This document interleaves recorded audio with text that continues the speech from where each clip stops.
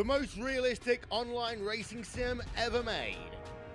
This is iRacing. Detailed laser scan tracks, fully dynamic real-world cars, and over 50 series to choose from. 6 online world championships offering over $100,000 in annual prizes. This is the original esport racing game. This is iRacing.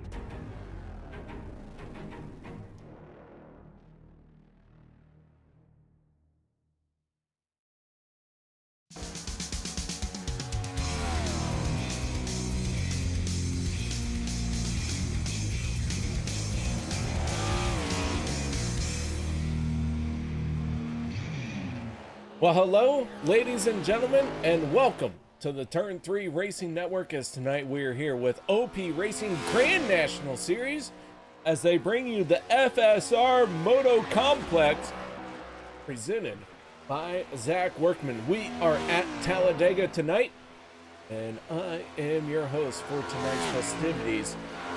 My name is not important, so I'm not going to give it here tonight. And on the speedway is qualifying.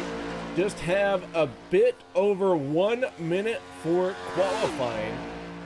And a lot of cars have taken a qualifying time, 20 cars to be exact. Steve Hoppett on the speedway. He is the only one who is going to flash across the start-finish line here within our time frame. Everyone else going to start without a qualifying time. So with that being said, I'm going to step away for the national anthem, and we will be back with tonight's starting lineup.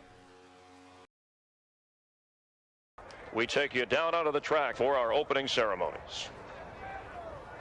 Ladies and gentlemen, please rise. Please remove your hats.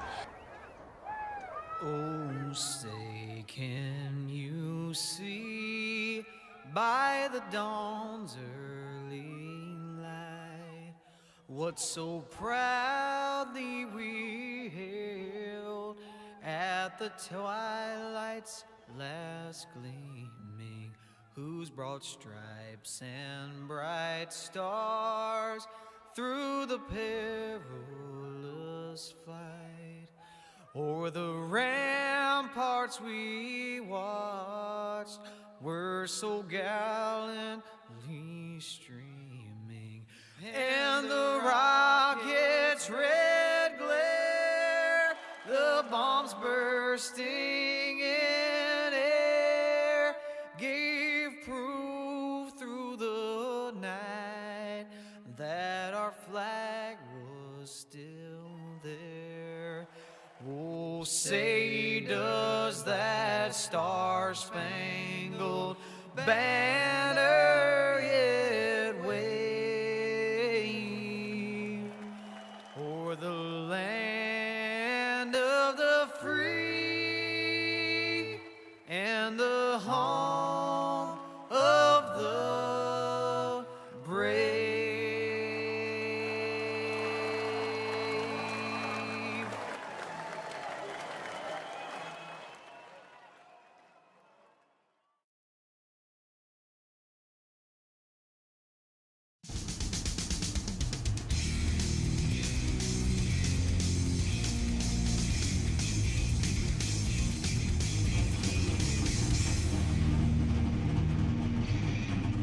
FSR Motocomplex presented by Zach Workman. Starting lineup going to look a little bit like this on the inside of row number 1, the 14 of Vicente Guerrero. To the outside, teammate the 6 of Cody Nagels. Row number 2, the 88 of Gabe Butler, and the 77 of David Booth. Row number 3, the 62 of Les Levy, who supports the Ricky Bobby Foundation for drivers who want to go really fast. And on the outside, that is the 33 of Jeff Crosby Jr. Row 4 going to be the 12 of Zach Fridge and the 13 of Andy Brigante. Row number 5, Jim Mayer and Hunter Reynolds to the outside. Row 6, Sean McCarra in the 71 and Richard Sanchez in the 510.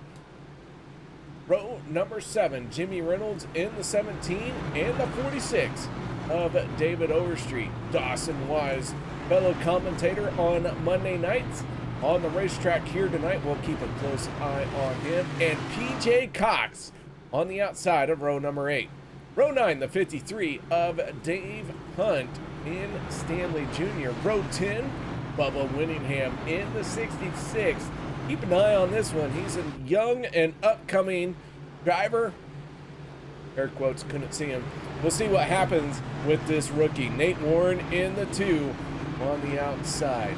Row 11, Sebastian Marin in the 23 and Travis Elliott in the 51.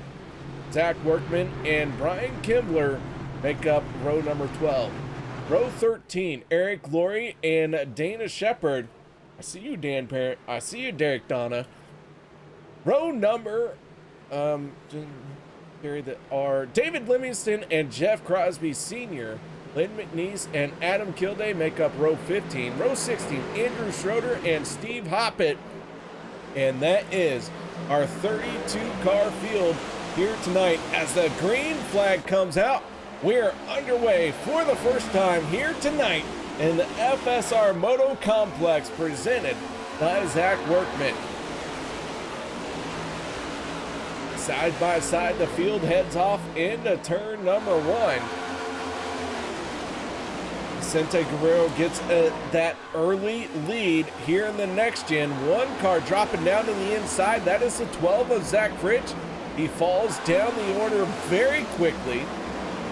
So Zach Fritsch trying to bail out of this battle, and he wants no part of it this early. Vicente and Cody Nagel is going to get hooked up here in the outside lane. These two work together very well as they make their way off of turn number 4 here at Talladega. Now through the trial of who's going to lead the first lap of this race, and that is none other than Vicente.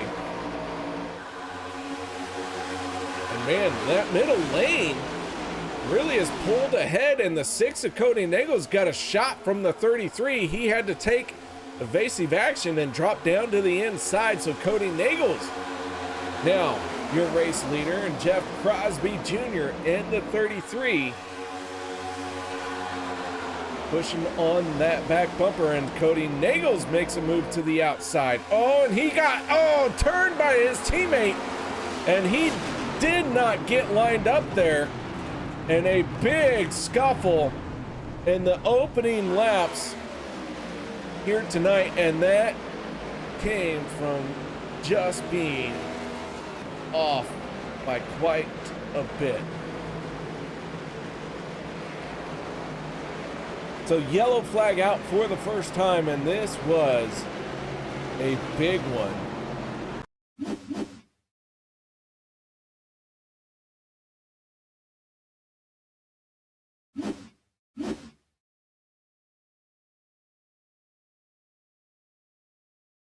Good grief. Holy cow. So on board with Lynn McNeese in the 84, you can see the crash happening up ahead. And Lynn on the binders.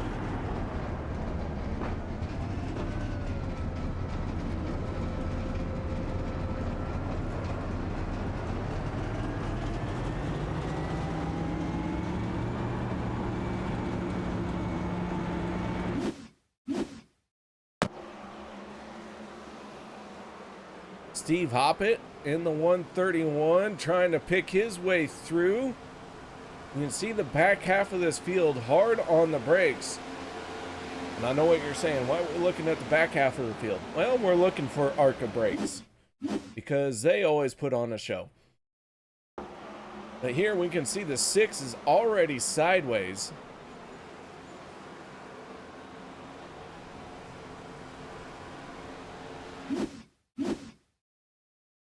Now let's really get to the crash, and you can see the 14 and the 6 just did not get squared up.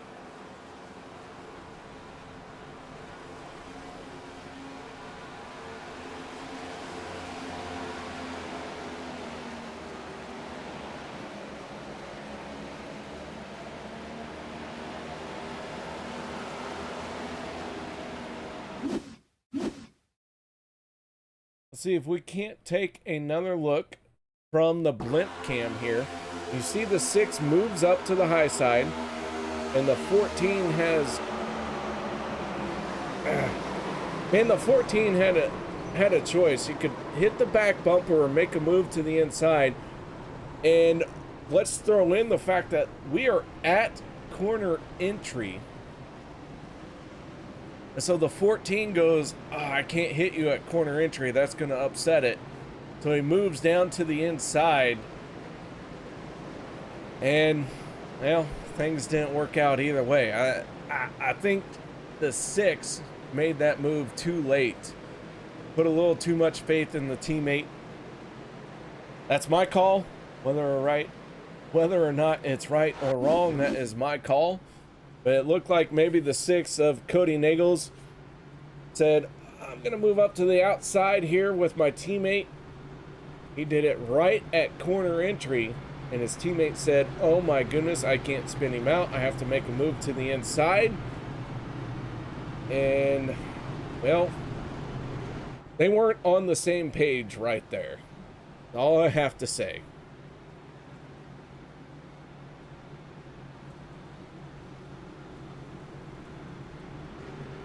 So, how we doing? Ginger Parent checking in. Derek Donna and Parent.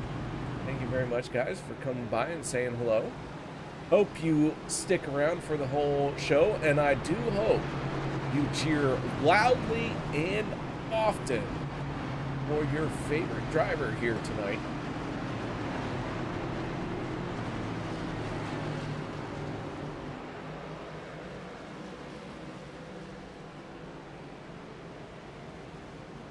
Lights are out on the Ford Mustang. Sorry, slip of the tongue.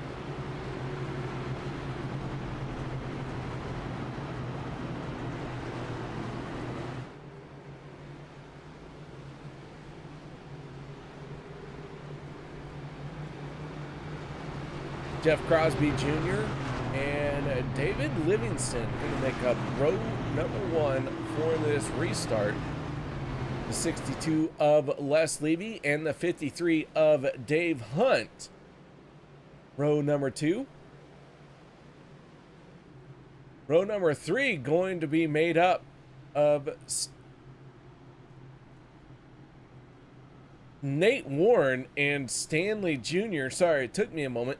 I have not seen Nate Warren in this paint scheme that I can recall. I am searching my memory banks, and they are fried. So there's no memory banks. I'm lying to you guys. I'm sorry. You don't deserve to be lied to like that.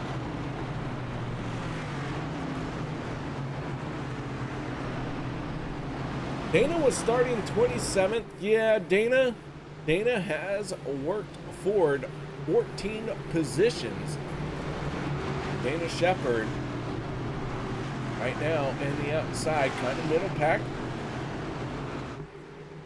Then I would watch what you ask for.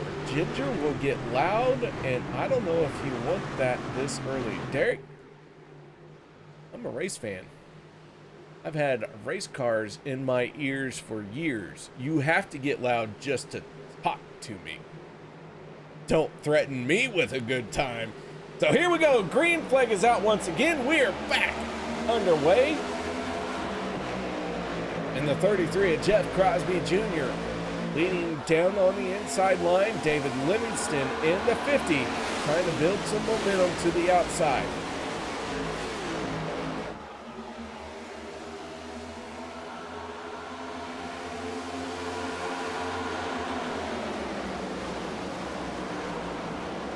Down the backstretch, big wiggle out of Livingston. He gathers it back in, and Dave Hunt says, nope, I'm going to take it to the outside as Livingston drops down to the inside.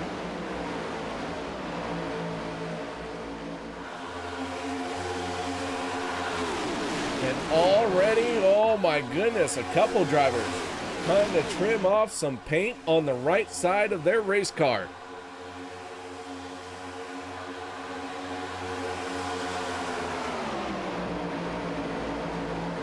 Oh, and Nate Warren goes for a spin, and the yellow flag comes out once again.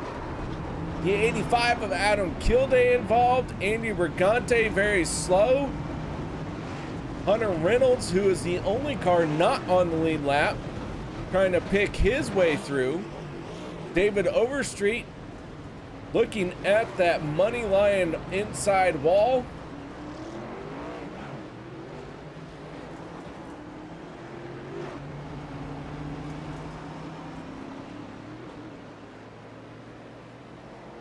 And so we are already on our second caution.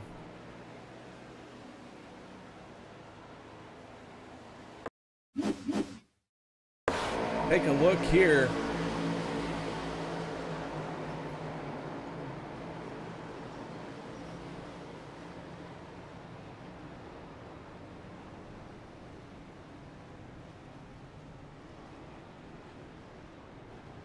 Trying to figure out who was in the 7. That is a paint scheme I do not recognize, so you guys will have to give me a moment here. 70, oh, 71. Yeah, I know who's in the 71. Yeah, we won't talk about that guy. That guy. All right, here we go. Oh, wrong button. Gosh, dang it. Just after I did all that research. Let's just throw it out the window. 71, Sean McCara getting turned up by the 15.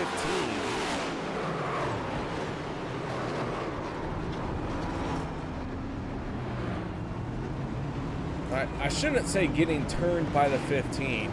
71 off of the nose of the 15 would be a more accurate description, because those guys were shaking and baking. They were moving all over the racetrack.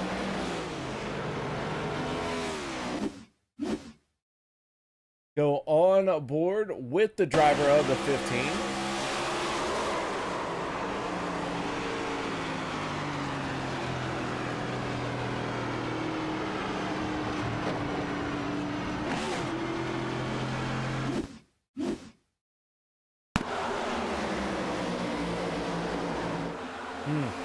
Hard to tell.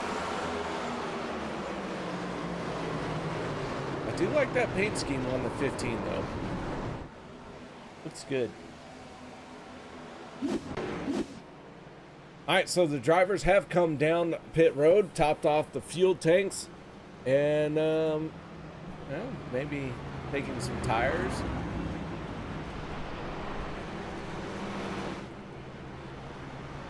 Ginger parent, don't make me use my mommy voice. Listen, Ginger. Stop. You're gonna make me say things that I'm gonna regret. Because so far, I haven't been threatened. That's all I'm saying.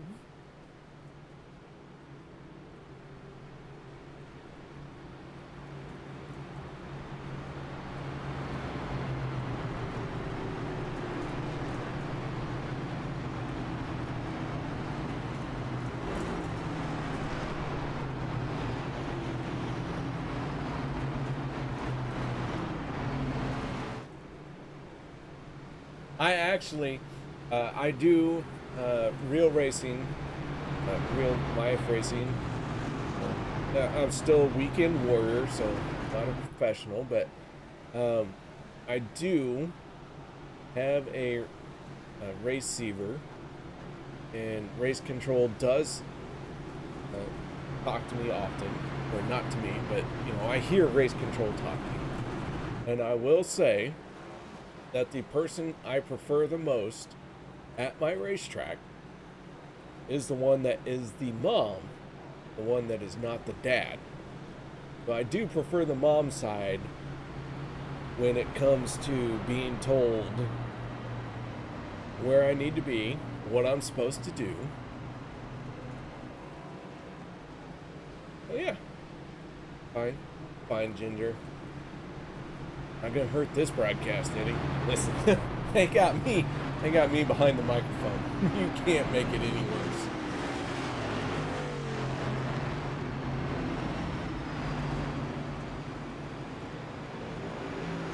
All right, so the 33 of Jeff Crosby Jr. on the inside of row number 1 with the 53 of Dave Hunt to the outside. Row number 2 going to be the 62 of Les Levy, then the 51 of Travis Elliott. That makes up that second row.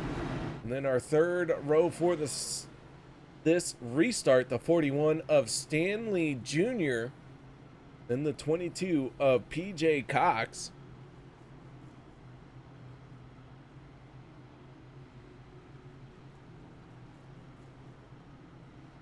So the field stacked up 2 by 2. 2 cautions very early here. Hopefully these drivers can get it settled in. That first caution, I would say, was just a misunderstanding. And I want to say the second one was as well. But how many misunderstandings can you have in a race? So we'll see if the next caution is the stage or if it's another air quote misunderstanding.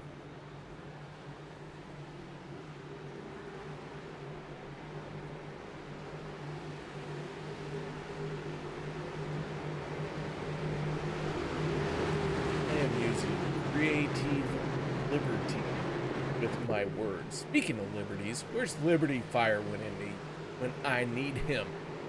All right, here we go. Green flag back out into the air. Bubba Winningham in the 66 has gone behind the wall. His night might be done, which is surprising because the 48 of Andrew Schroeder makes it a point to be the first one out of every race.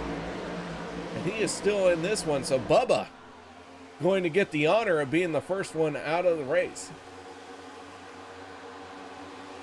Oh, and there is Bubba in chat. Hey, Bubba, you want to join me? If you are interested, Bubba, you can come up into the booth, hang out with me, talk a little bit of racing. No pressure. Just have some fun with me up here.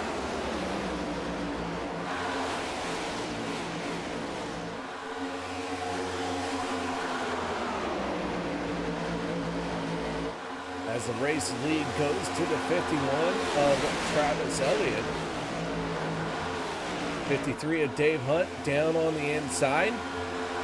Jeff Crosby Jr. in the 33 pushing on the 53. Jeff Crosby Sr. in that blue and orange 15. In the middle. And that middle lane fizzling out. The 2 of Nate Warren, who at one point in this race just a few laps ago was sideways. He's making his way back forward.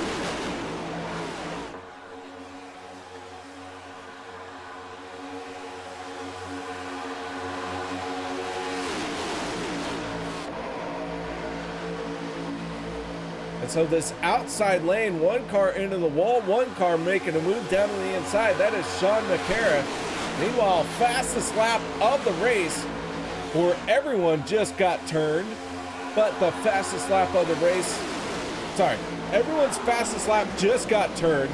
Lynn McNeese just turned the fastest lap of the race.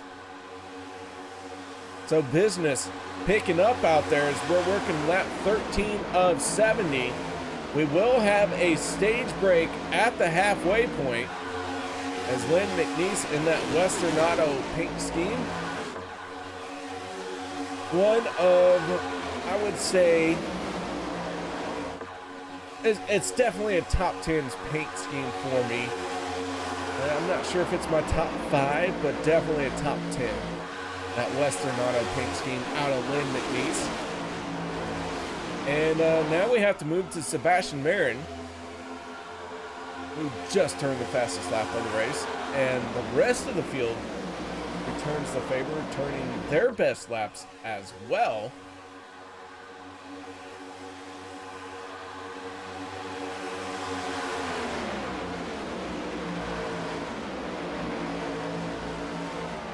I'm not a fan of the 23 paint scheme. Not a fan. That's okay. It's not my style. I'm just the one with a microphone that can say, yeah, I don't like it. It's okay. Yeah,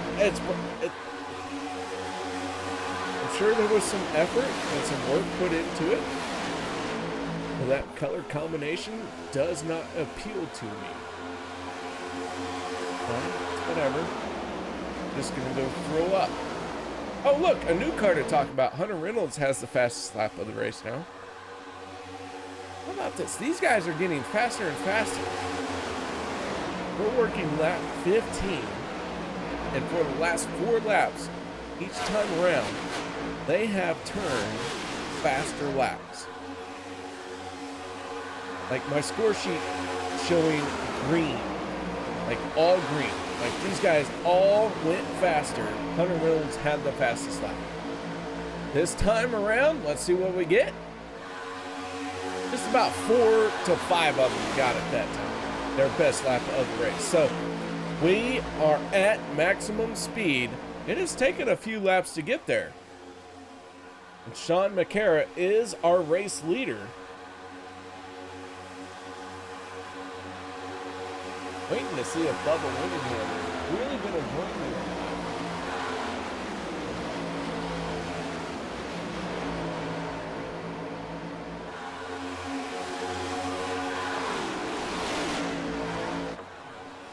I don't think Bubba joins me. I don't think he has the bravery to come up here and get behind the microphone.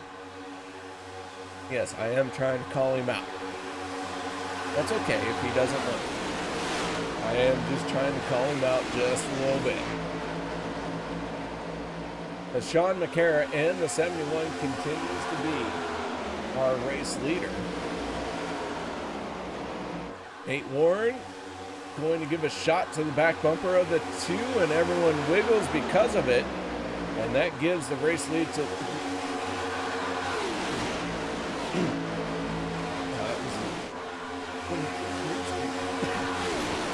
Oh my goodness.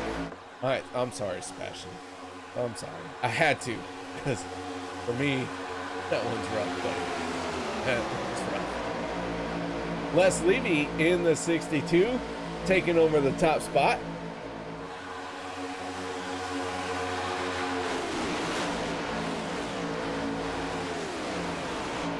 And that is a car I can get behind. Black and red, a little bit of white thrown in, a beautiful bourbon on the side of it, on the hood. Yeah, that's a good paint scheme right there. I like that one a lot better than the 23. All right, so enough about paint schemes. I was told I didn't discuss paint schemes enough like I used to. I wanted to bring it back. We're talking paint schemes a little bit here tonight. The yellow flag is out and the field is slowing down.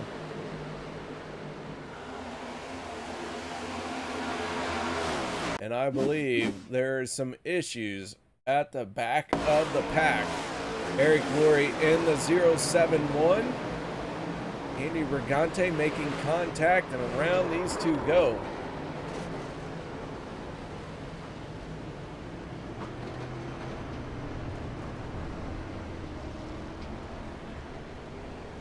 Oh, Eric. Oh, I get it. He's a John Deere sponsor. He's trying to cut the grass with his splitter. That and the rear diffuser. That's what he's doing. He's cutting the grass here. He had to take a timeout, throw the yellow, and allow the John Deere race car to cut the grass here at Talladega.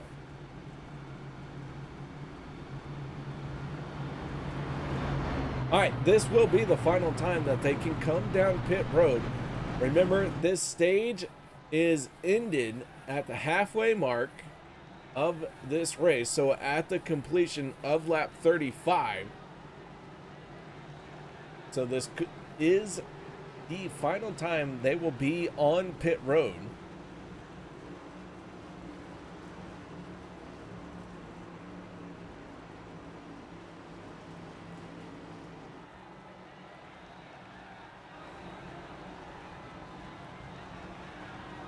As a flagman is swatting flies.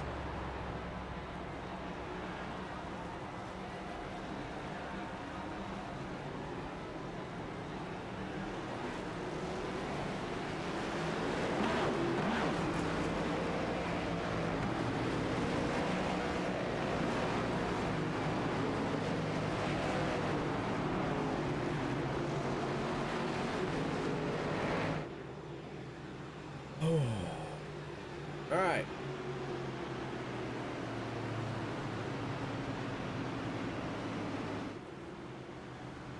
I want to give a shout out to some of OP Racing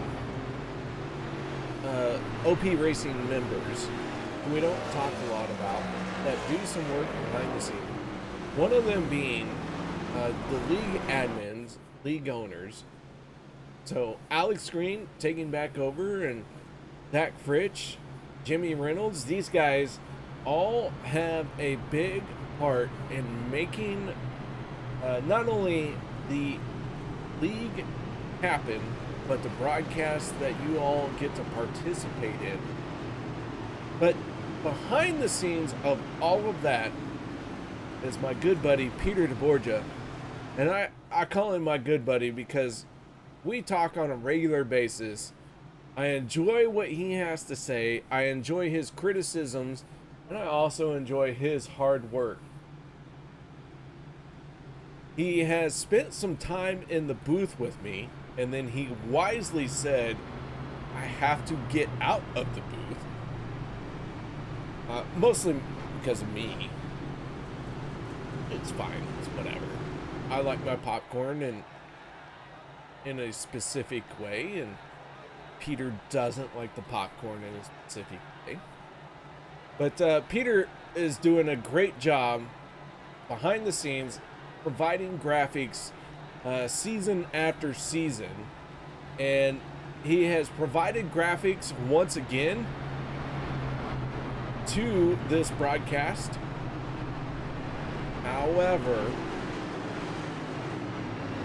I did not put them in correctly, and I don't have them to show you. So, Peter, I do thank you for that. If you would like to get in the booth with me, you are always welcome to join me. Know that. All you have to do is just show up and say hello. But, yeah, so hopefully next week I will have those graphics implemented. But, not tonight. I messed up. It was me. I have to clear the air, okay?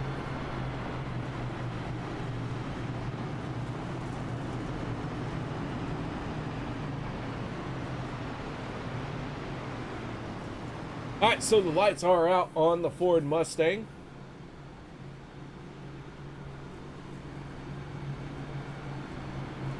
We get ready to go green once again.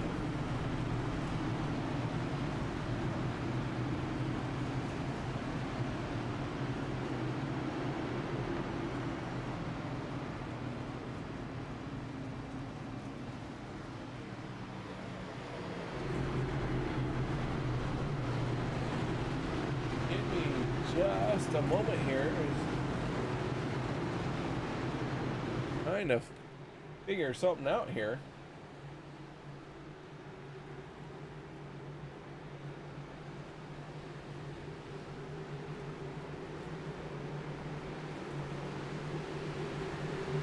Ford Mustang dropping down to pit road.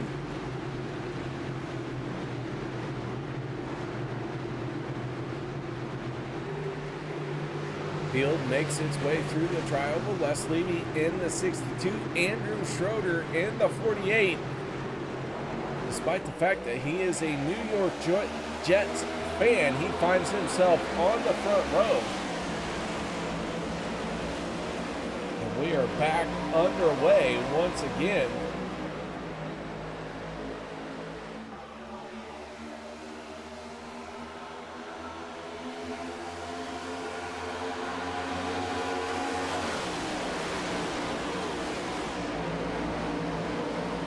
and around goes several cars down the backstretch. Nate Warren involved in the 22, or in the 2, and Eric Lurie in the 071, getting caught up in this one. Meanwhile, Dana Shepard in the 43 keeps working that race car further forward through the field.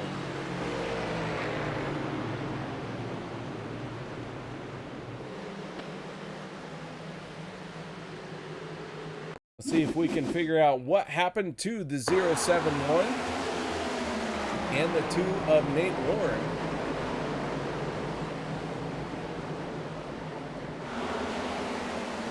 Okay. No, Nate Warren. Just back that up a little bit. Sorry, not Eric Lurie. 46 tags the 2 there. Oh.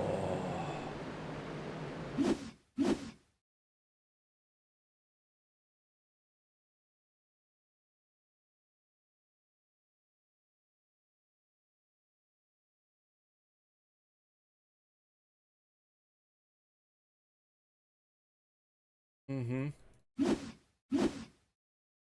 This is going well.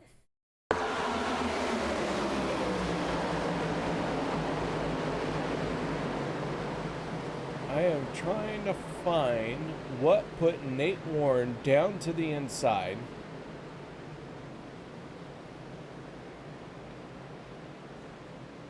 And then the 46.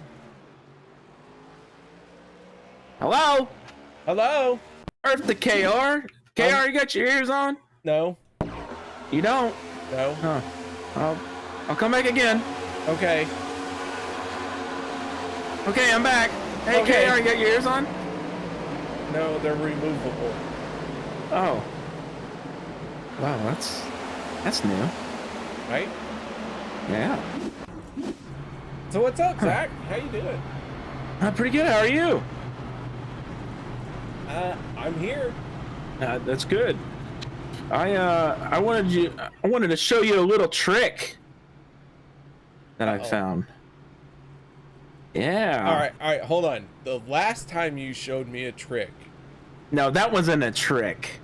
That was $100. aliens abducting me. That was aliens abducting me. Oh, that trick. Okay. Yeah. This one's different. Uh-huh.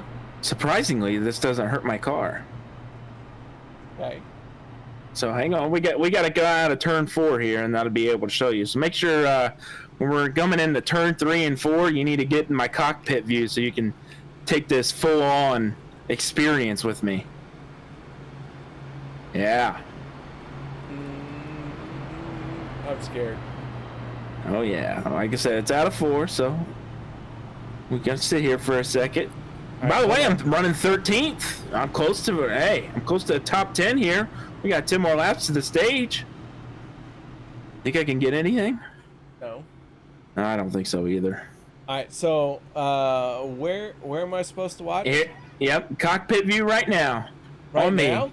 Yep. Here we go. All right. Here we go. And oh, I didn't do it that time. Oh no. I'm confused. What are we? It was supposed to be a big jump. It didn't do it.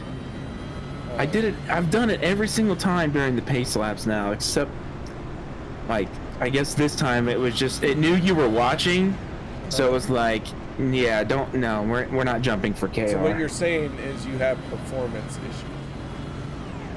No. I mean, no. you just put on this big display saying you were going to perform, and then you didn't. You know what? Hey, later tonight we'll try again, okay? And I'm gonna show you, okay? It's gonna be for real. Okay. Yeah, and you're gonna see it, and it's gonna blow your mind. I don't believe you. You should. You should definitely believe me. How bad do you hate blue cones? You hate him this bad? Yes, that bad. Do it. Do it. Yes. Blue cone murder. Oh, it didn't move. It did on my end. Oh, it didn't move on my end. Do it again. Next time around, do it again. Okay, I will. Well, we're Will going you? 1 to green here, Will so you? yeah, I will. All right. And we're gonna hit the jump too. So you're gonna get the double penetration whammy, excitement, yada yada, and you know it. I hate that cone. Nothing says anger like, hey guys, here's a cone. Because Don't of stay to the reasons. right of it. Yeah, because of reasons. Yep. Alrighty, well, I'm gonna go back. All Like I right, said, well, I'll come hey, up here later. Listen, Zach, Yeah? I do want to point out Digital Armchair Motorsports also says we're all having performance issues. Oh. Do you know Uh-oh. who Digital Armchair Motorsports is? Yes, that is Mr. Stanley Jr. There you go. All right, he is out on the speedway, so are you. We'll let you go, man. Put yourself in your own room. Yeah.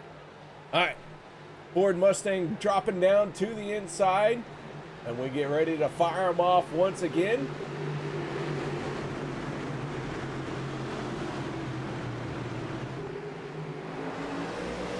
Here we go as the green flag comes out. Les Levy in the 62, who has been out in front for like the last 15 restarts.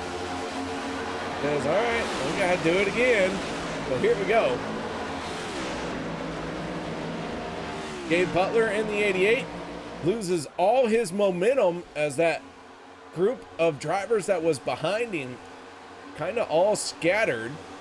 That gives the early lead to the 62. We have about 10 laps to go in this stage.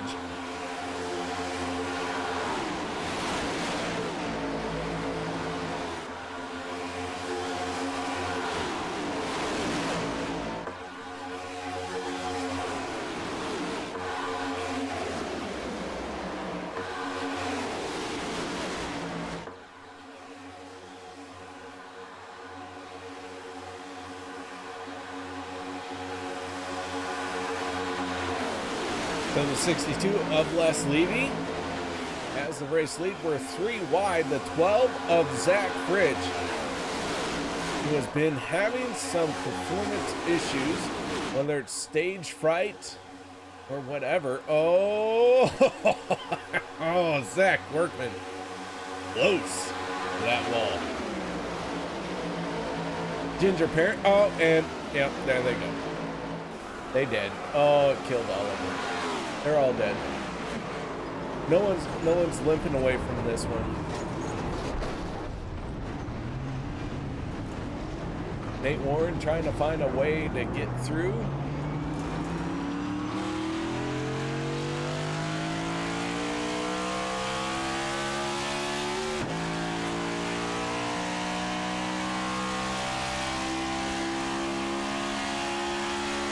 So the yellow flag is out once again.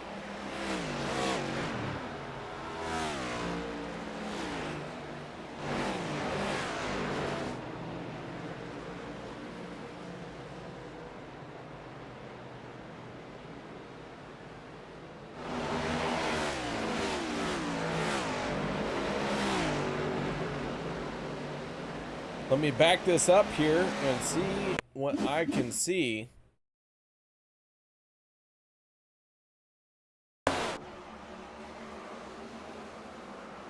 That wasn't quite far enough. Now I think we're there.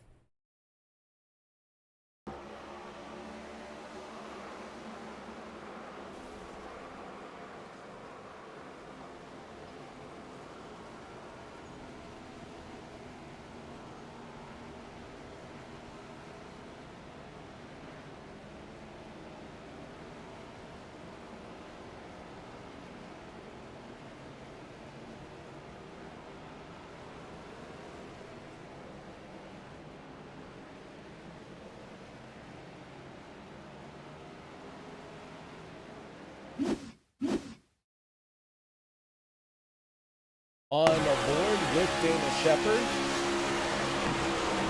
Oh, oof, big damage.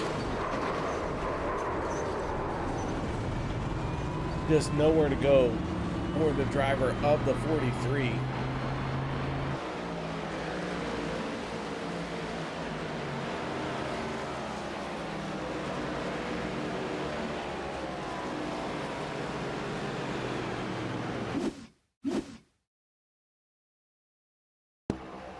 Take another look here, and just everyone getting caught up in this one.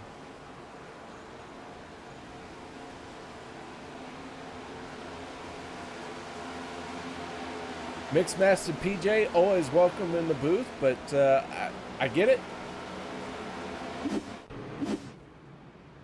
I get it. Don't want to be here. It's fine. It's hurt my feelings.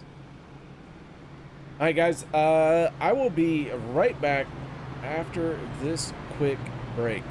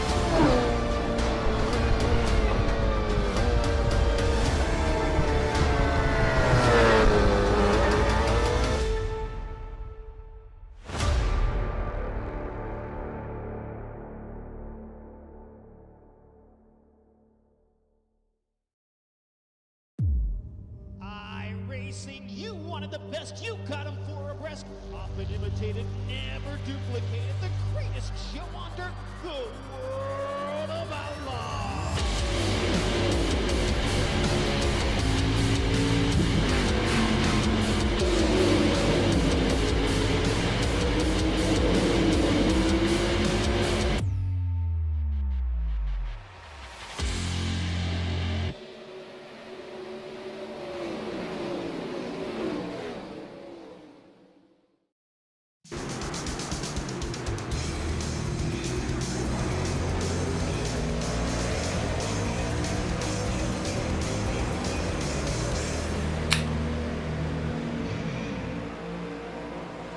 Green flag is back out once again here in the FSR Motocomplex, presented by Zach Workman.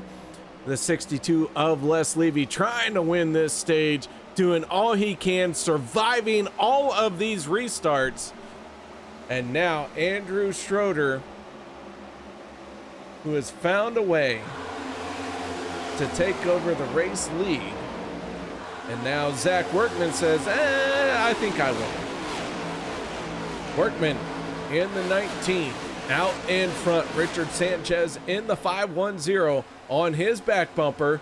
Big wiggle out of these drivers at the front of the field. Vicente Guerrero in the 14, coming back from deep in the field, and around goes one other, and that is going to be the stage. And I believe that was Steve Hoppett who got turned in the 131 to end the stage.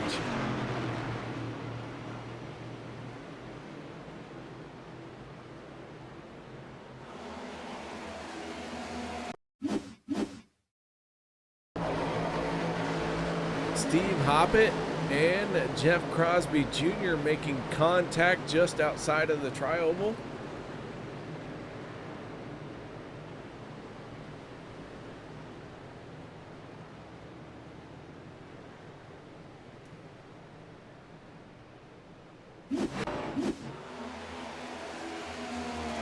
The yellow flag is out once again, and the field is going to catch up to the pace car.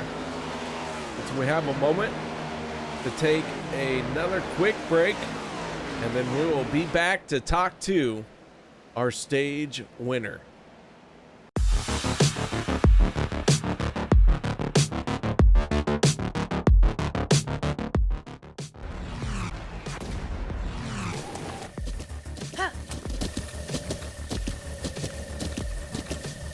With the Butt Kicker Gamer 2, what you see and what you hear is what you feel.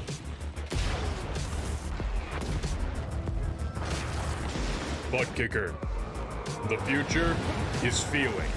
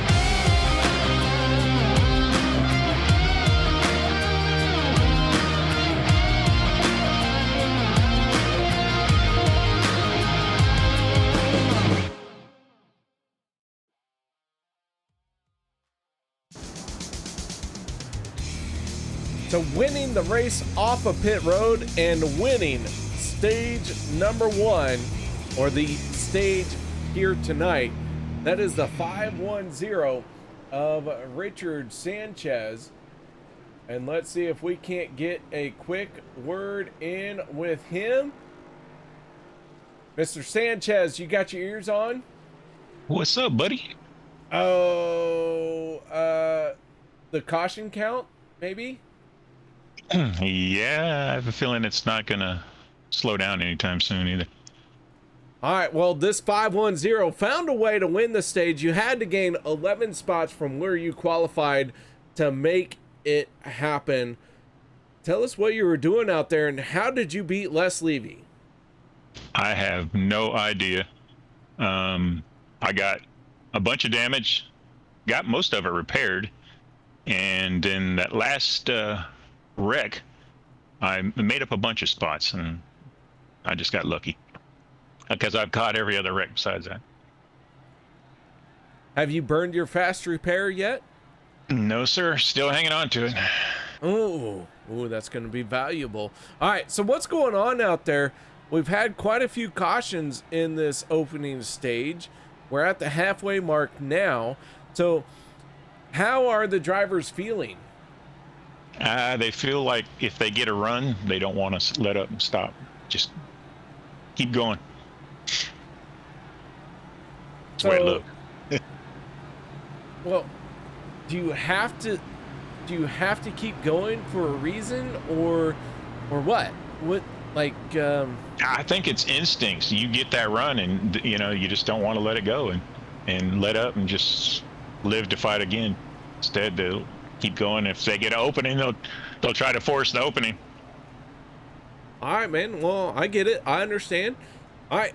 Either way, this 510 survives stage number 1, comes away with the stage win, man. Nice job. Shout outs, thank yous that you'd like to give? Just OP, butt kicker, and broadcast. Thanks for doing such a good job. Ooh, no. You must not watch the broadcast. Oh, okay. I just assumed. All right, Richard. Well, man, nice job on winning the stage. Good luck in the rest of the race, man. And you gonna win this one? If I get lucky. All right. What team were you with? I'm just riding around with Jim right now. Jim. Reynolds? Jim Mayers. Gotcha. Jim Reynolds, Jim Mayer. All right, there you go. I'll put you back there. All right, thank you, sir. There you go, Richard Sanchez, our stage winner. But now we're going to introduce a newcomer into the booth. Someone who finally feels brave enough to enter into the red room of popcorn. That is none other than Hunter Reynolds. How you doing, Hunter? I'm doing good, KR. How you doing? Well, I'm doing better now that you're here. You know what? I'm glad I could make your night, KR. All right, well, we're getting ready to go green flag racing. I've talked a whole lot. Why don't you take us through this green flag? All right, yeah, sounds good. You know, first time in the booth, so forgive me if I botch some people's names or whatever, but I'll try to do the best I can here. We got Richard Sanchez coming to take the green with Dawson Wise to his outside. Field stacking up here after this stage caution. Nice and slow and easy towards the restart zone as we get the green flag here. Green flag is out, green flag is back out. We got a long line on the inside of cars here. Some of those guys might have topped off on fuel, trying to get ready for a potential fuel strategy or not. Looks like Travis Elliott peeking out to the outside, but he's tucks it back in for now. The 2x2 for now. It looks like the inside is packed up a little better, but the top lane is rolling. The two of Nate Warren giving Dawson that push on the outside. Travis gonna tuck it back out again to the outside. He's looking for some help. The middle is rolling right now as the field's kind of getting settled out. We've got a couple more guys going over to that top lane. I see Zach Workman in the 19. He's gonna try and give Travis Elliott some help out there. Meanwhile, Nate Warren had a little stutter, looks like, on Dawson Wise, but they're still making headway. Down at the bottom, we got Richard Sanchez being pushed by the 33 of Crosby Jr. Middle lane's going to stall out here as that top lane comes by. But the top lane's not as formed up as the middle lane, so hopefully they can sort it out here. We're 3x3. I'm going to turn it back over to you, Kara. All right, man. Well, nice job. You covered a whole lap there. And as far as I'm... Do what? I said whew. That was a lot. Yeah. Just kidding. What's up? You did a lot there. Nice job. Good job. Good job. That's all we can say. Oh, and, they're wrecking. Eric Laurie into the outside wall. And it looks like he is collected with Vicente Guerrero. So, Mr. Reynolds, let's talk about some names. All right, yeah. Vicente Guerrero. You have to roll the R's. Can you roll your R's? No. No? I'm not even going to try, to be honest with you. Perfect. All right. So we're on the same page. So it's really not Vicente, but it should be like this beautiful flowing Vicente. But I can't even do that. So yeah, we just I like call to think him I have Vicente. a little bit. I like to think I have a little bit of a country accent, so I say Vincente. Oh, Vincente. Yeah. I don't know. He hasn't corrected me yet. So. No. And yes, ladies and gentlemen, all of you who are watching, Vicente is very kind about giving us liberties with his name. And in fact, let's pull up the driver known as Vicente Guerrero. Vicente, got your ears on, buddy? Oh yeah, what's up, bro? Oh my goodness, what happened there? I have no idea. I just seen Les. I believe it was Les that just was in front of me. I slammed on the brakes. It didn't seem like I took too much damage. No, but you and Eric Laurie get caught up in it one way or another. So, you know, I have Hunter Reynolds up in the booth with me, and he's never been able to roll his R's. I've told you I can't roll my R's. So Vicente, for the listening audience, if you would, please say your name as beautifully as you can. Guerrero? Well, that one too, and the first one. Guerrero? There you go. Oh, that was nice. Ay. Guerrero. And then your first name? Vicente. I butcher your name each and every week, and I do thank you for allowing me to do that, because I am just you're all American good. Just redneck, man. You could just call me Vine Dog. I don't care. Call me whatever you want. But no, we did want to make sure that your name got out there. We're doing a horrible job at saying it, but yeah, we did want to make sure that someone could say it properly. Yeah, it's even on the car. Look, I have Vince Service and Repairs on the car. You can call me Vince. No, it's Vicente. Vicente. KR. I can't believe you. What is that short for? I mean, is that like or long for Vicente? I don't know. It sounds like some oysters or something. No, man. Like I said, we do this for fun, but I do want to make sure that everyone knew how to properly say your name, because I knew I could not do it service. All right, so there you go, Mr. Vicente, as you make your way on the pit road. Any shout outs, thank yous that you'd like to give for this race so far tonight? Well, not for sure, not you at least. I might have to send you over some tacos so you can start. Maybe you'll start learning how to roll your R's. But but yeah, no, I want to thank my teammates. That was in here in the Discord. Dawson, Cody, and Jimmy and Hunter. They had a short running, but want to shout out to them too. All right, man. Well, nice job in this race. You had a fast time in qualifying, a little bit in the middle of the pack right now, but I do expect to see that 14 out in front. Oh yeah. All right, and one more time, what team were you with? Limitless. In Discord. Oh, I don't know. I think it's with Cody and Dawson. Cody number and 1, 2. I'll Yeah. I'll find it. Yep, Team 10. There you go. All right, I'll move you. Nice job, man. Thank you once again. Thanks. All right, there you go. Hunter. He said his name. Can you repeat it? Vincente. There you go. No. He's club. Not the same. No. It's close enough. He is kind enough to allow us to say that's close enough. Oh yeah, dude. Vince is an awesome dude. Good we could have him in here. But we are not. We cannot say his name properly.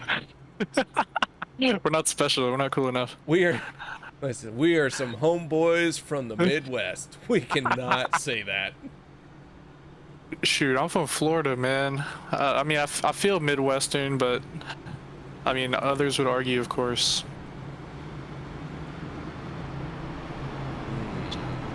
Florida. I don't know if you can be in the booth with me anymore. Oh, dang. Oh, dang. What did I do? Hey, I'll tell you what. I did have a nice conversation with your father, and I know you're from Florida, but you know, sometimes us Midwest people, we want everyone to be from the Midwest. Oh, well, sorry to tell you, but anyway, here we go. The pace car pulls off. It's like going back to green. We got Nate Warren out front with Crosby to his outside. I don't know who's leading here. I think Crosby ended up taking the top side. But here we go. Green flag is back out. We got a long inside lane. Looks like the bottom has the cars, of course, but the top might get it rolling here. What you think, Gary? Well, that top lane really doesn't have the form just yet, but they are trying to get there. And Andy Brigante says, I'm going to try and take it 3 wide. Meanwhile, Nate Warren in the 2 down on the bottom. A lot of cars on that bottom lane. They're going to start building some energy. Here comes the 42. What's he going to do? He moves up to the 3rd lane. Andy Brigante, Andrew Schroeder, and David Booth. 3 cars in the outside lane. Wow, I'll tell you what, right now you have a lot of decisions to make, and we are just now firing off our 2nd stage here tonight. So, Hunter, working up here in the booth, you get that bird's eye view. What's catching your eye? Yeah, I see a lot of shuffling right now. Everyone's trying to kind of get their place for this run. We got about 29 to go in this race, so these cars will have 1 stop. I don't know if field strategy is going to come into play, but it might if they mind their P's and Q's here, as we see Crosby and Travis going back up to the 3rd lane. But it looks like some of the field's actually kind of chilling out right now, just seeing what will happen, and maybe we'll get some run here. All right, so you were out there earlier in this race, and I have a random question. All right. No pun intended. But you said it looks like some of them are finally starting to chill out. Why wouldn't you do that in the first part of the race? I feel like that's an age-old question. You're never gonna fully answer it. I don't know. Maybe stage is high. You know, everyone's jostling for stage points, and these cars suck up to each other really quick. So people might just want to be anxious to get up there and take all the runs that you get, because that's how you be fast in these cars. But yeah, I don't know. I mean, it looks like just as I say that, the field's back bunched up 3 by 3 here. So no idea. Short answer. All right. Well, Hunter, I'll tell you what.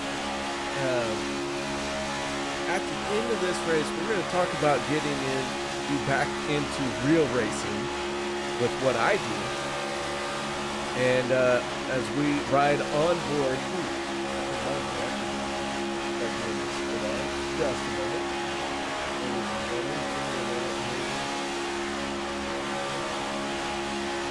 There you go, Hunter. You can see what I see now. All right, sweet. My bad, a little bit late on that. That's so good. I can camera through well. So with all of that being said, the 33 of Jeff Crosby Jr. and the 41 of Stanley Jr., a couple juniors here, out in front of the field. I do want to point out we have 25 cars on the lead lap out of the race. Bubba Winningham, the first car out of the race. Sean McCara, Gabe Butler, and Jimmy Reynolds. Hunter? And me. Hunter, can we get Jimmy in here with you? I don't see why not. Can you work that angle? Because I feel like you have a better contact information than I do. Yeah, let me just yell down the house real quick. Hold up. All right, tell him to get in here. And 4, I got it. All right, I'll cover you while you work on that. All right, hey, look at that. Dawson Wise is out in front. That's the guy that talks with me on Monday. Hey, that's a cool guy. Yeah, he's all right. I mean, as Crosby's getting hung out. Nope, nope, they catch him up. Here we go. Here comes the 3rd lane. 3 by 3 here. It's quite a sight, isn't it? I'll tell you what, this 3 by 3, when they're given room like they are right now, and not trying to run door by door, yeah, it's quite the sight, and Travis Elliott taking full advantage of it as this third lane really rocketed down the back stretch, and Adam Kilday drops down to the inside, and just like that, they make it 2 wide. Oh yeah, things happen fast in these cars. Just as these guys are doing almost 200 mile an hour. What can also happen in these cars, and some guys like to do, is, oh, we got a mix up here. As Crosby's getting hung out, but he's got some help coming. And so the way these cars work, if you get a big old line like you did in the third lane, you can really push forward to the front. But then if everyone's trying to chill out, you might see your line form and get some momentum like the front's doing right now. We got about 6 or 7 cars probably that are clear of the top lane now. Ooh, making a move to the outside, that is Dawson Wise. When he tries to jump up into that middle lane, he has Zach Workman on his back bumper. Meanwhile, Travis Elliott in the 51 on race leader. Travis Elliott, I believe, has a win this season. Hold on, I am trying to check my notes because I have flung them on the floor. So I have to pick them up to actually do my job right. That's not a very good spot for him. And yes, Travis Elliott does have a win on the season in the Ham Sandwich Invitational. That was at Daytona back on July 5th. That was after we all blew our fingers off. Yeah, that's fair. It looks like the middle lane's dying out here, at least for a moment.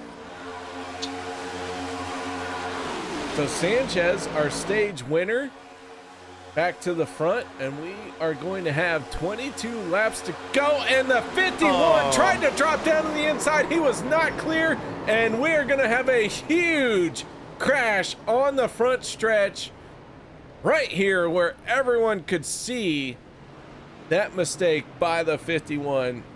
That is embarrassing. Talk about performance issues.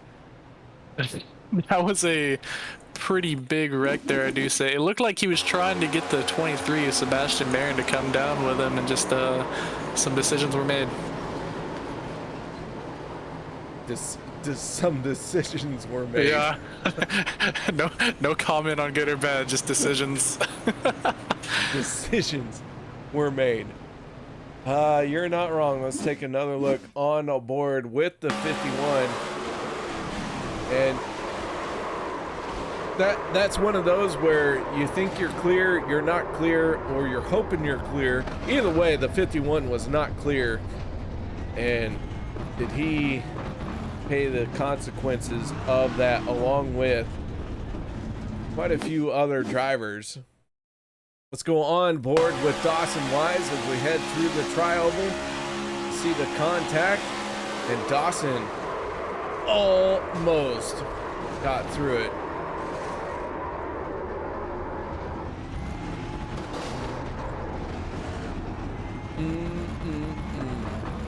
That's some carnage right there. Take one more look at it here, and you can see the 51 gets turned. Dawson Wise collected, Jim Mayer collected. The 43 smacks the inside wall. And that Ford Mustang really jumped out there as if it was excited to lead some more laps.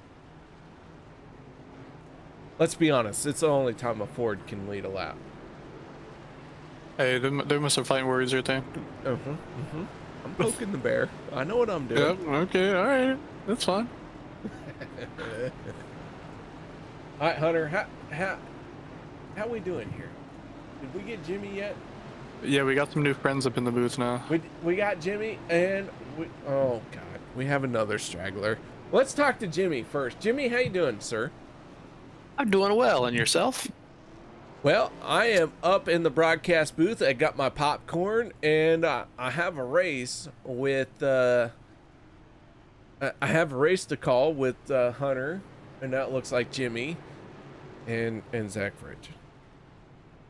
Yeah, well, I'm just here to show the double whammy again once I get my repair done. All right, well, Okay. So, Jimmy, go ahead. Tell us a little bit about your race. Why are you out of this one here tonight? I just got caught up in some unfortunate circumstances. Let's just say that. Unfortunate circumstance. Yeah, we had a little too much required damage on the car, so I decided to retire for the night. All right, so you retired as a race car driver, but you picked up the microphone for this race? I decided to come on in here and give y'all a holla. Well, I appreciate that. With that being said, how are we looking at getting you guys into a 600cc micro sprint? I have actually not had time to discuss or look at them yet, to be honest with you. All right, so I'm dropping some big bombs then. Dropping the bomb here. Hunter, Okay. you need to start poking 600cc Poking the bear. micro sprint. I had the chance to drive a dirt midget a while ago. That was pretty interesting. It's pretty much the same thing. No, not the same thing. No. So, No. dirt midget, completely different frame, completely different engine. Right. Way more money. 600 cc's. Those guys go racing for like 15,000. Dirt midgets, you're looking at 30,000+. Quite a step up there.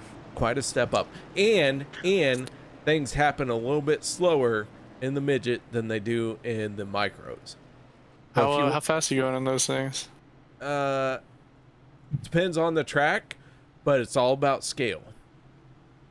So, Hunter? Well, it sounds Hunter, fun. Listen, I'm throwing your dad under the bus here. You need to start working on these 600s and getting you one. Ooh, I might take a look. Yeah, you take a look, and then you start greasing that wheel. You start poking that bear. You start getting him involved, and I'll tell you guys what, you will find the joy of racing with these once again. Dude, I have the joy racing right here. And Yes. you're doing what right now? Currently in my bedroom, but we don't talk about that. I'm teasing. It's a different kind of joy. One of them is I can do this all day, every day, whatever. The other one is I actually have to perform. Yeah, we used to race go-karts, and I know what you're talking about there. Yep. Oh, I know. I've talked with your dad. That's why I said I'm throwing him under the bus here. I'm putting it out in public. I've called him out. I probably shouldn't have, but I'm doing it anyway. That's fair. All right. All Well, good. anyway, here we go. The pace car pulls off. We're going to come back to green as we got the 510 of Richard Sanchez leading this thing. Looks like the 33 of Crosby. He's going to be hanging back a little bit. But here we go. Green flag comes out here. Green flag is out, and we go on board with the 43 of Dana Shepard. Shepard, who has had to burn a fast repair to keep this car going tonight, finds himself well down the running order. Gets passed by the 51, the 23. Sorry, I threw it in my mouth. And away they go. Past Dana Shepard, but he makes that move to the outside. Meanwhile, the 33 of Jeff Crosby Jr. is our race leader. Yeah, that high lane is stacking up here. Maybe we'll see some more cars drop to the bottom as they're going, but the middle lane is kind of pulling away for a second.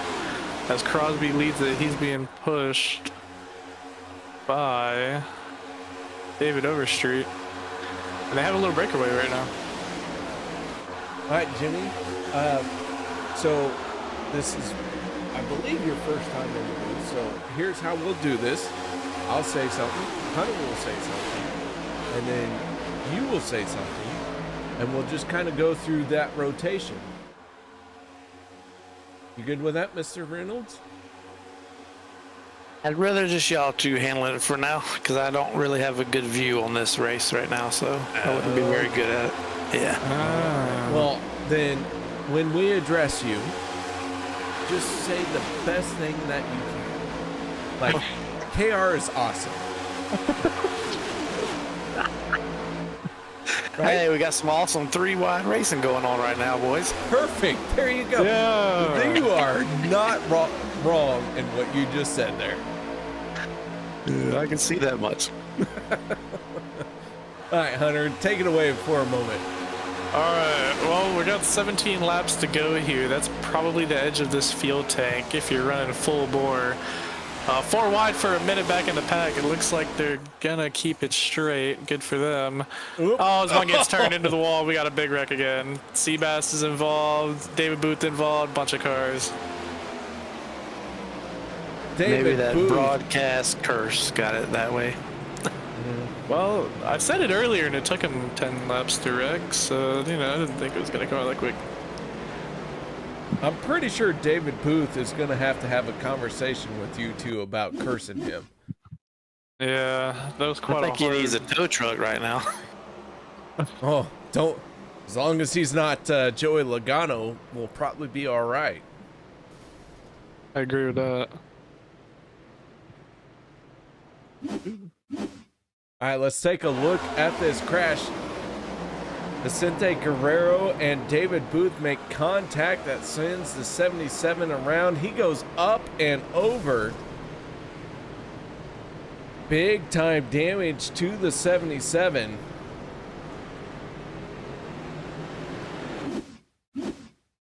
Take a look here at it from Sebastian Marin. He gets a hard shot. Couple of hard shots there as the 48 came in and said, hello, how you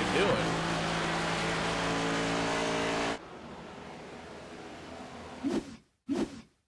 And one final time as they make their way off of turn number 2.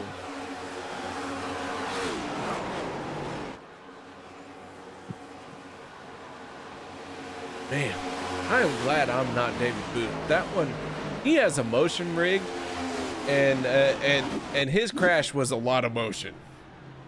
Shoot, I hope he didn't forget to put his belts on for that one. That was a hard lick right there for the 77. All right, this could be the final time that we hit pit road, as we have 16, maybe 15 laps to go when they cross the start-finish line. So, Jimmy, Zach, gentlemen, I'm going to let you talk for a moment. Oh, go ahead, Jimmy.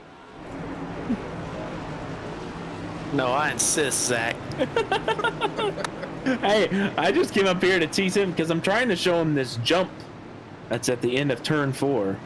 Yes, Zach, we know you have performance issues. We've seen it. No, it was terrible. I figured it out now. I figured it out. I did a few more test runs. Here, It's we gotta knock Zach. out. We're gonna knock out your blue cone first right now. Oh, you're gonna get the blue cone? Yep, here we go. Last There time it you is. didn't get it, and it was another letdown. Boom! Nope, drove through it. Didn't move. Yeah, you guys have performance issues. Nope. You have all performance issues. You know, You just that ghosted cone right through it. I will be honest. That cone did used to move when you guys hit it. You've hit it twice and it hasn't moved. And if that is something that iRacing, that's your performance issues for you. If that's something that iRacing has changed, I'm pissed. First of all, I'm pissed that cone exists to begin with. Yeah, Second of that's all, true. when you guys would run over the cone, that was the highlight of the cautions for me. And if they've taken that away from me, I'm not sure I can continue on. All right, here we go. We're going to the jump. Oh, ready? No. Jimmy, Hunter, do you guys know about this jump? Here we go. Don't look like it. Boom! Oh. Was that it? Yeah, it's a little bunny hop, you know? I know Zach's gonna find that glitch that shoots him to the moon one time. No. Unless that one does it to me. I hope it doesn't. It put me on like one wheel earlier. I about wrecked it after I hit the jump. That was pretty nice. I have no idea if this is a race broadcast anymore or if this is just insanity. Oh, out fun, right? Yeah. We're just hanging out and just happen to be watching racing. Hey, we're in 8th right now. That's what I'm talking about. No, go take the race lead. Everyone's under yellow. You can do it. All right. Here we go. No. Can't do that. Can't do that. No. You can't even lead a lap under yellow. What kind of driver are you? What? You know what? I'll see you soon then. All right, you and that 6 hook up. Just take it to the front. I'll see you soon, KR. All right, Zach, thank you very much for joining us, bud. You better get back down to your team. Yep. All right, that was Zach Fritsch joining us and helping out in the booth while showing how he can pull his front tires off the ground. I don't know. He did a little wheelie there for a second. He did a wheelie. You know what? I can do a wheelie in my pedal bike. Whoop-de-doo. Gotta see a video. It didn't happen. Damn. Yep. I believe you because I can't do it either. Oh, okay. All right, so here we go. The Ford butt stain out in. Oh, I'm sorry. I forgot you guys were Fords. Yep, go on. Ford Mustang is out in front doing its best. It is wide open.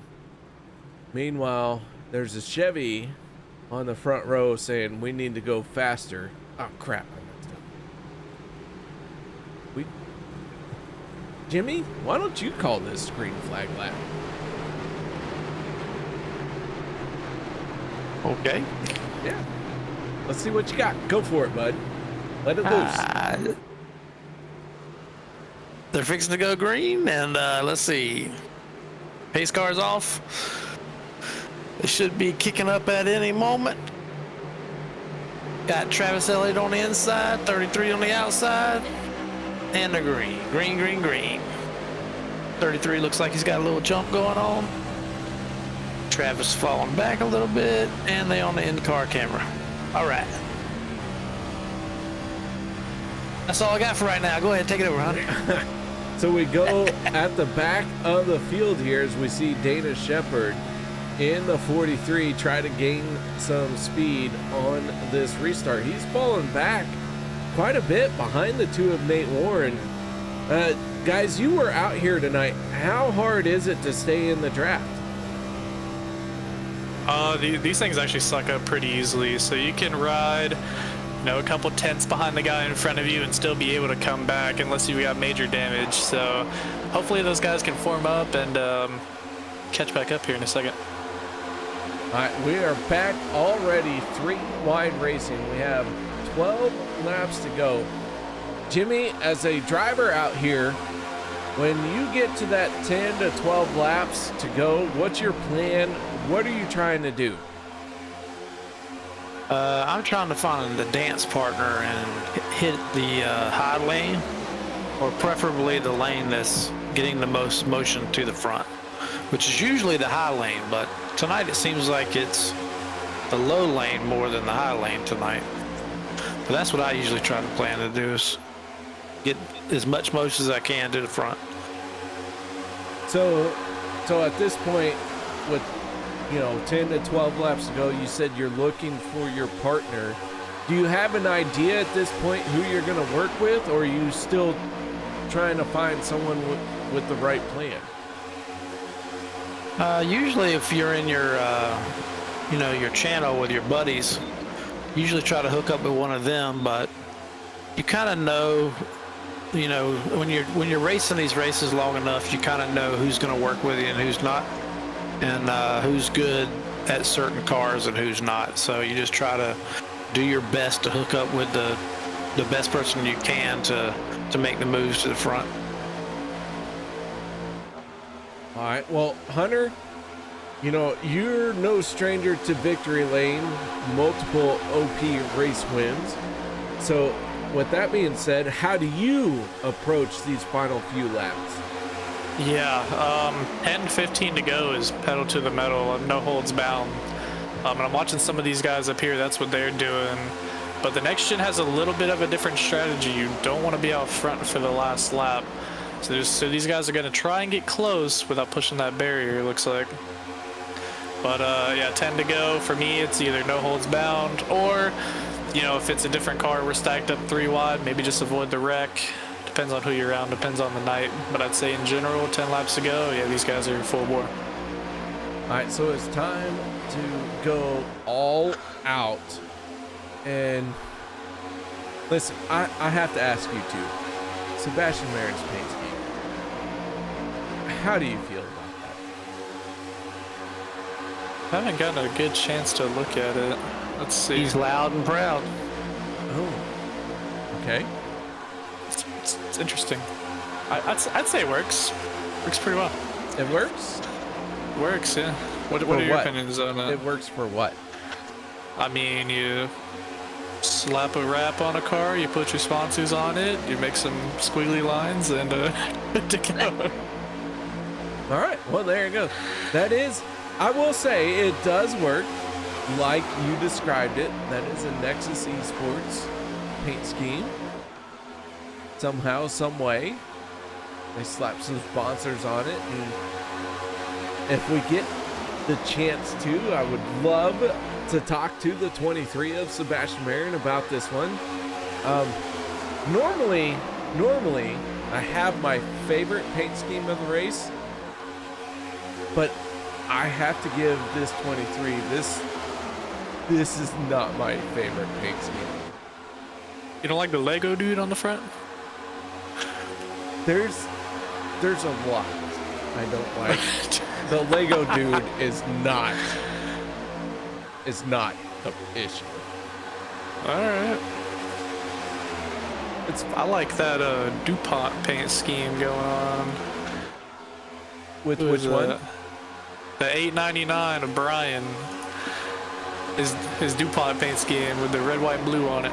Yeah, it's a good one. That's a good one. I like it a lot better than the... I think you're just biased. Probably.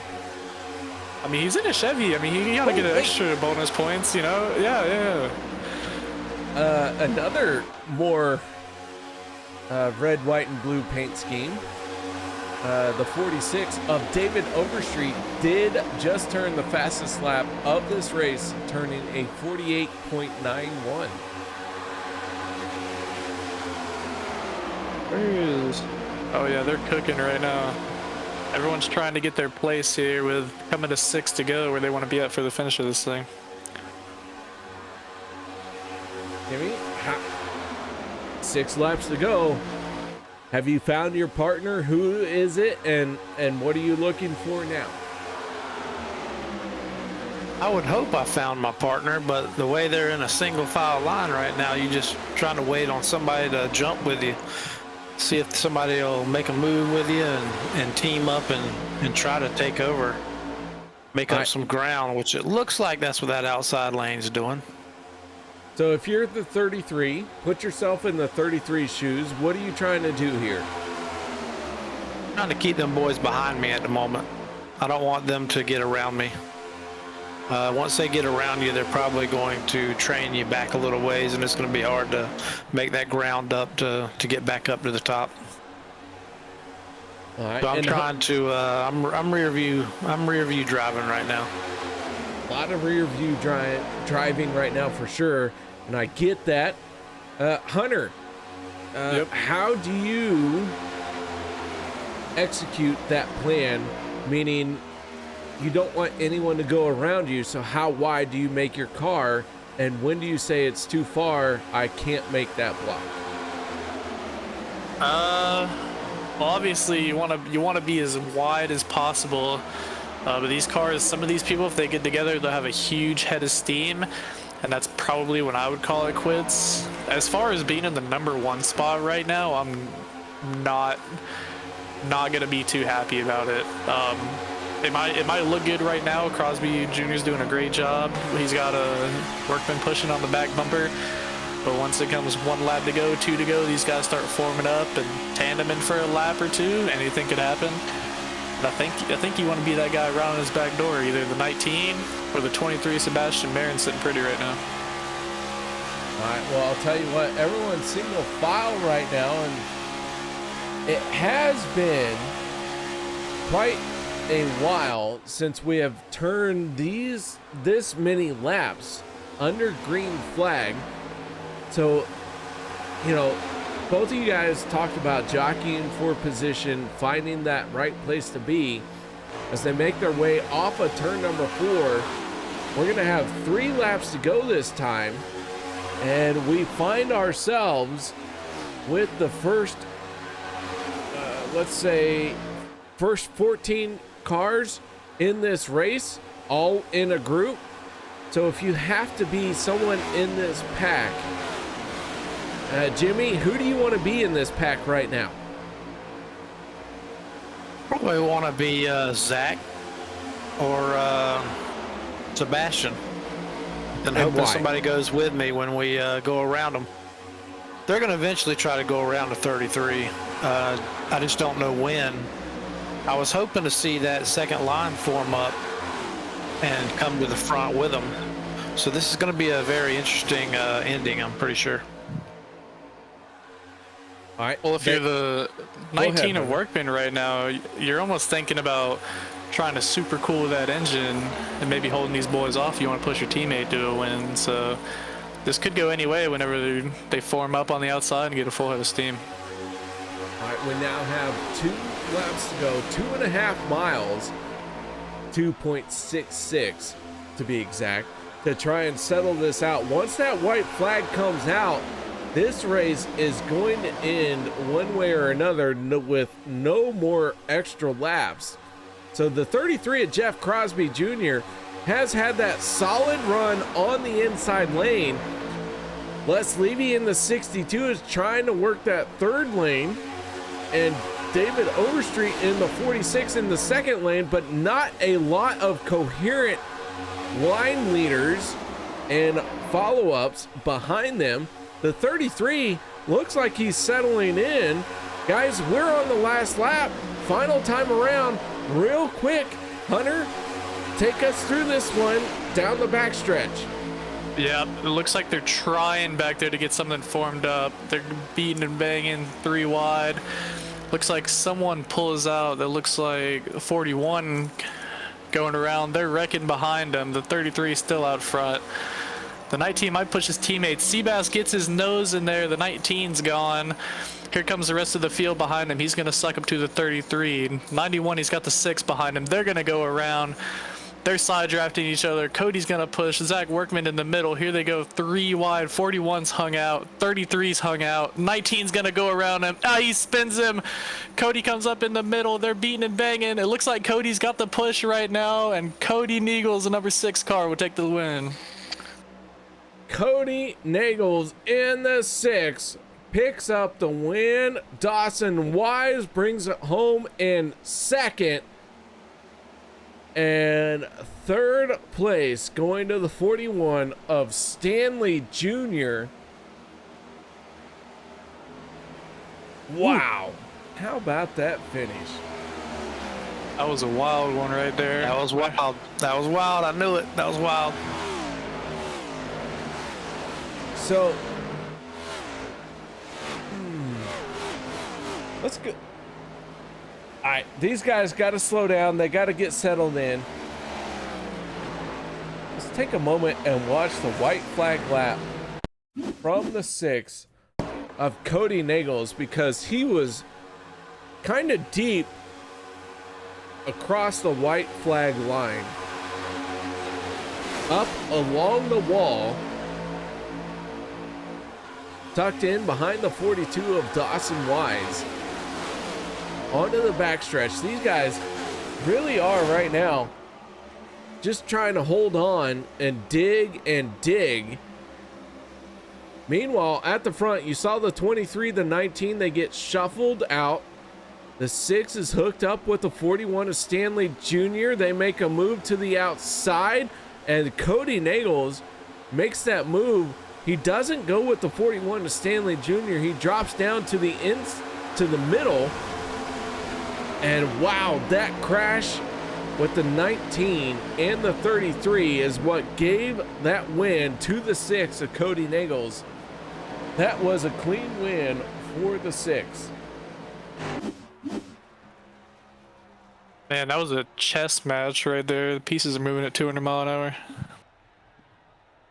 That it was. All right, I'm going to put you guys once again to, I'm going to throw you under the bus. Oh boy. Yep, throwing you under the bus. Hunter, you've caught up with our race winner, the 6 of Cody Nagels. Yep, how you doing, Cody? Better now.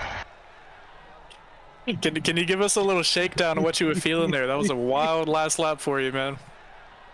Oh, just taking the runs where they're at, man. I think we all can agree it was a tough race, but the last few laps was pretty fun. It seemed like there was a few times where they were getting loose and they kept trying to save it. And me and Dawson were talking. I'm like, man, we got to get from behind these guys. We just got to go third. And if it happens, it happens. And we finally were able to build up our own momentum. And then they started scattering in the tri-oval. And I was like, I might steal one, but I would have almost liked for Dawson to have won it so he could have been locked in the playoffs because I was already locked. But I didn't know that was him behind me. Either way, great 1-2 finish for the team. Man, yeah, that was a good race you put on there. Okay, so give me one more thing. You're about 5 laps to go, mostly single file. You're back there. You're scheming. What's the thought process? The thought process would be, how do we build the biggest run possible? And it seemed like the middle just could not build up a run. So I told Dawson we're gonna have to do it in the third. We go up, Les goes with us, and Dawson, I guess, was getting less squirrely, and it was getting less a little bit off center, and Les was telling him to back off. But I made a comment that, if we're going to get this line to roll, we've got to do the push the pusher.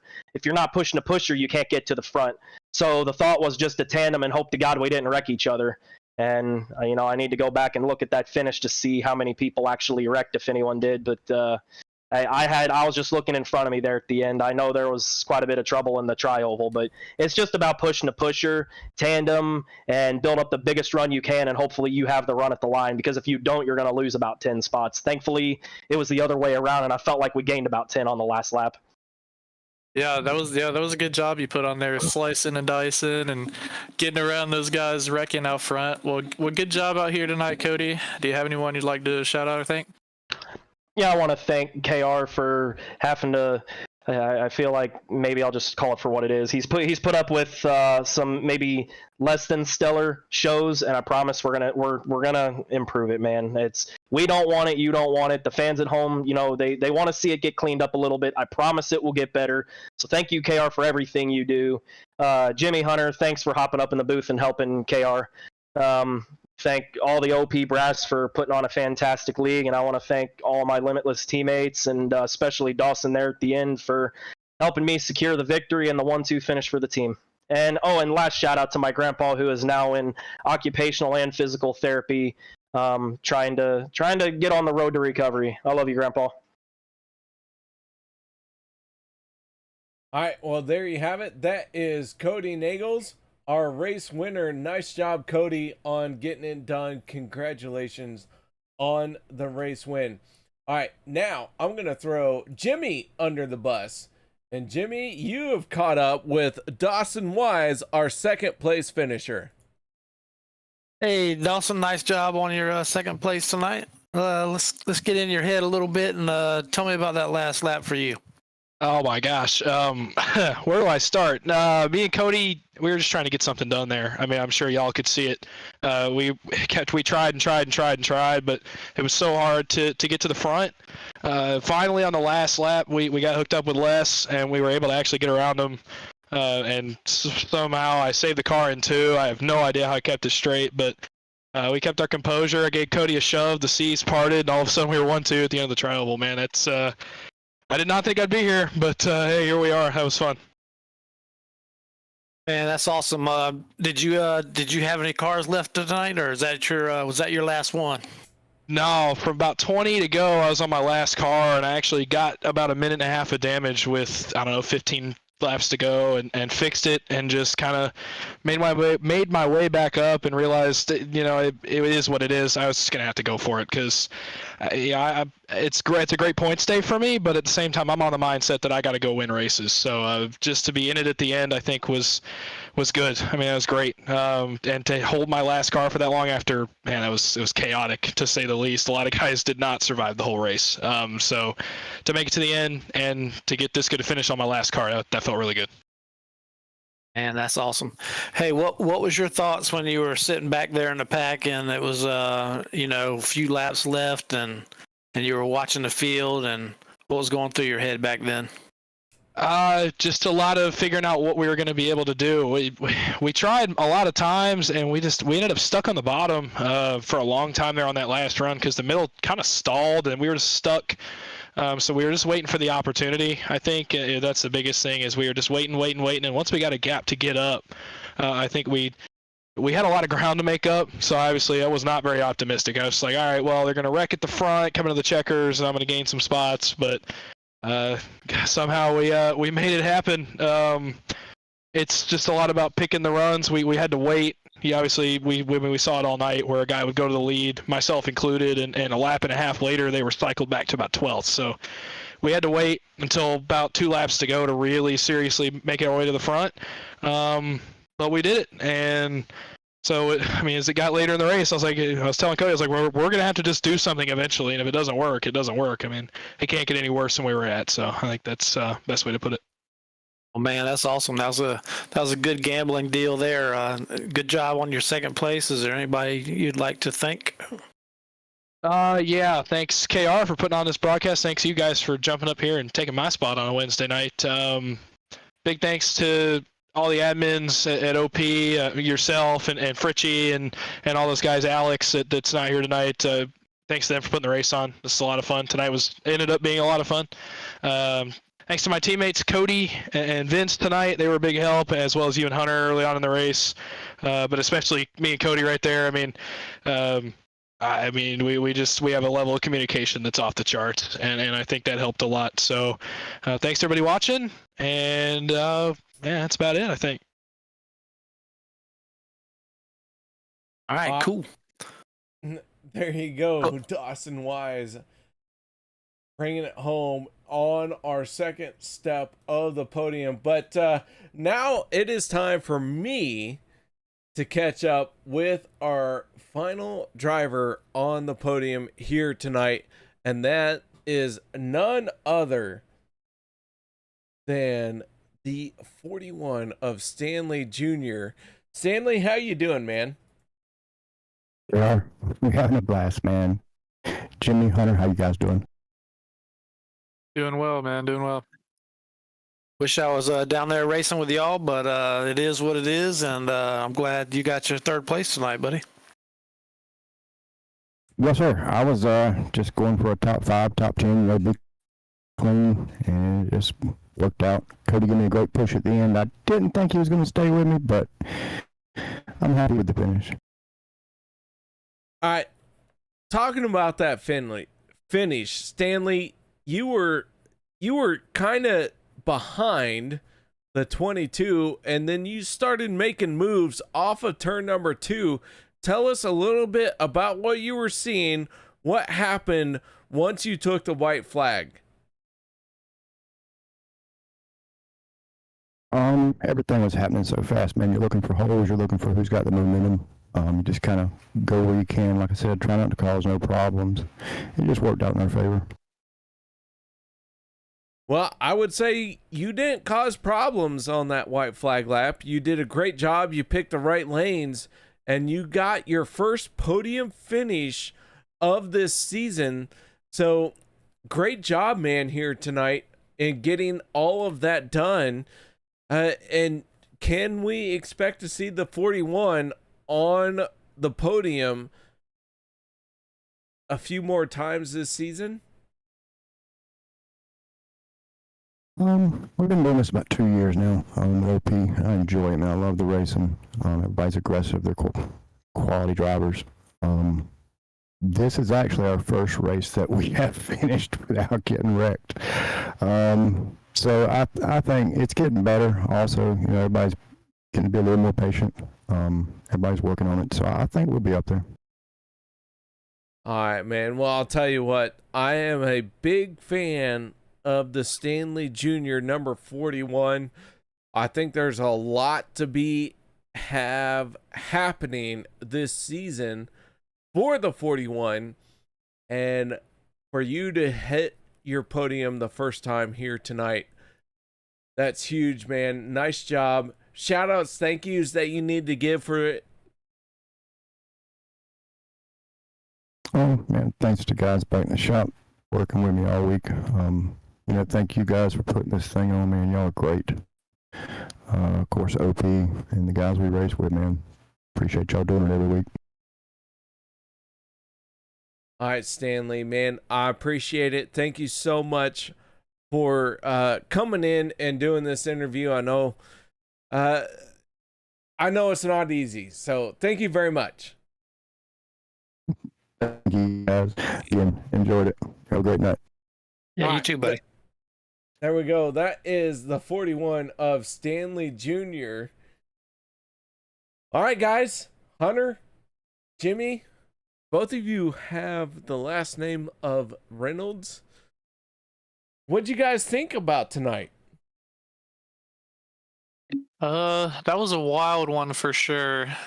Honestly, I think the pace car got the most laps led, but honestly, the ending was great. I loved the finish. Lots of slicing and dicing, and some people getting wrecked, unfortunately, but good finish. Had a couple of good green flag runs. I think they'll clean it up here. So all in all, pretty good night for the boys. Jimmy? I agree with Hunter. We did have our fair share of cautions tonight, but that ending was pretty awesome, I'd have to say. Pretty proud of them on that end and the green flag runs that they did get in. I would also like to give a big shout out, if I may, to our Monday night driver, Logan Helton. He was in a big Firecracker 400 race tonight, and he has been declared the winner of it. So good job, Logan Helton. I'll tell you what, Jimmy, you brought it up. That is a good time to talk about it. The Firecracker 400, what is that race, and what does this mean? Hunter, can you speak on this race more so than I? I know, here's what I know about the race. It's a Firecracker 400 race. There's a lot of esports drivers in it, a lot of Coca-Cola drivers in it. They do run the 87s, which are a very hard car to drive. And I'll let Hunter take it from there. Yeah, so basically it's just a big old money race that E-Racer puts on, and it's broadcasted, and a bunch of people sign up, and you have to climb your way through the ranks and out-qualify people to make it in. And just a big old race with a bunch of big names in it. So good job to Logan for that. All right. Well, gentlemen, thank you very much for joining me here tonight. I do have to put some shame on Kevin because he chimed in at the end of the race. So Kevin Nagels, for shame, for sure. Jimmy, Hunter, you have to join me in shaming Kevin. Shame. For shame. Shame. But Kevin, we have shamed you, but I do want to say thank you for coming in and saying something at least. So guys, thank you very much for joining me here tonight. Hunter, Jimmy, guys, I'll tell you what. You want to do it next week? No promises.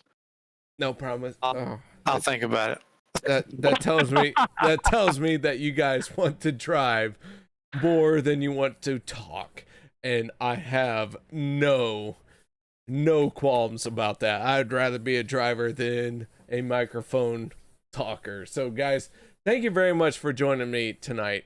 I do hope you had some fun here.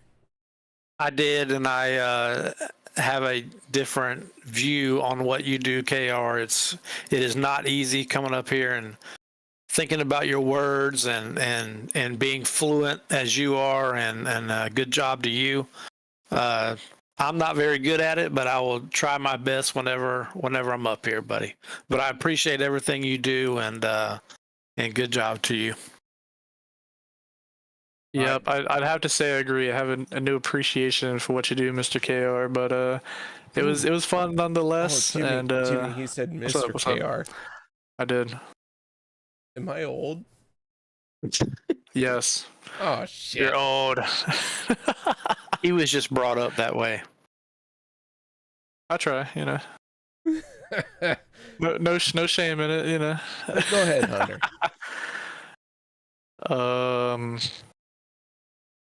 Yeah, that was fun. Definitely have a new perspective on it, and I don't know. You might see me up here again. All right. Well, I'll tell you guys what. You have an open invitation to being up here with me. No questions asked. So guys, thank you very much for joining me. I enjoyed your input. There was some very intelligent things that you guys added, so do not be afraid of what you said. I thought you all added some stellar content. Appreciate you, KR. Yep, thank you, KR, and until next time. So that is all we have here tonight. Guys, thank you very much for joining us here on the Turn 3 Racing Network as the OP Racing Grand National Series brings you the FSR Motocomplex presented by Zach Workman, who he didn't even show up. So it is what it is. So until the next time, guys, have a good night, stay safe, and we will see you next time.